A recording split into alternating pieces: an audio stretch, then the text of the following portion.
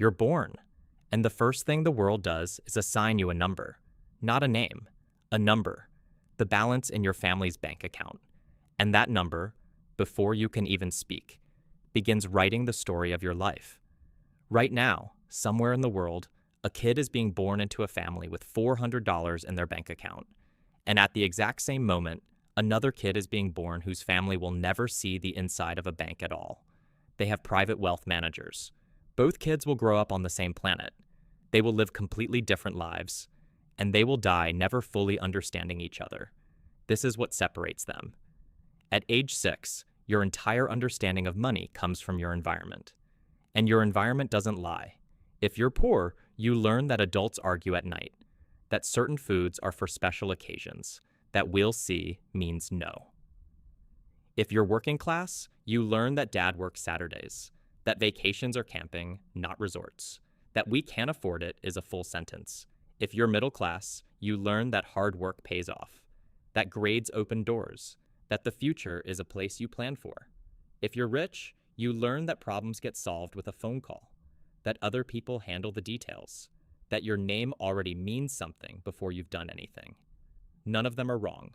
They're just reading different instruction manuals for the same world. By your 20s, the gap becomes a canyon. If you're broke, you're playing the game on hard mode. Every decision has a cost attached to it. Take the unpaid internship you can't.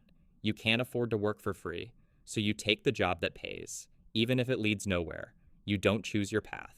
You take whatever path lets you eat. If you're working class, you're grinding. 2 jobs maybe, a night class maybe.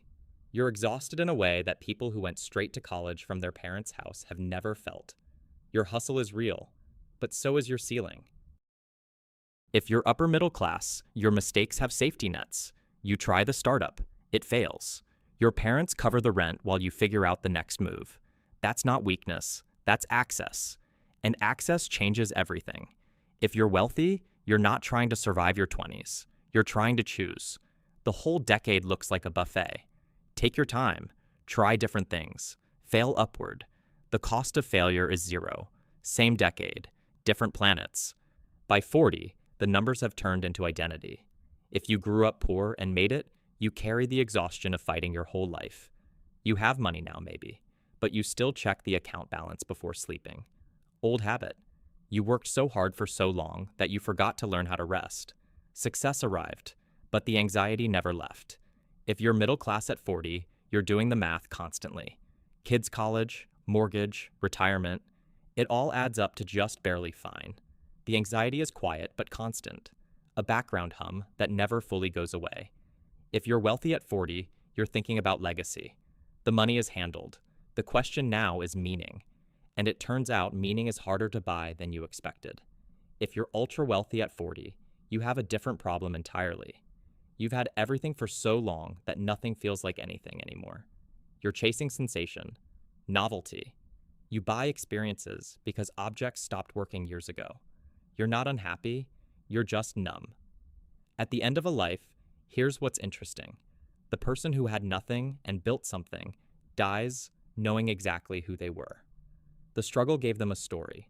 The story gave them an identity. That identity never wavered. They knew what they stood for because they had to fight to stand at all. The person who inherited everything dies wondering if they actually lived their own life or just managed their family's legacy, wondering if any of the choices were really theirs.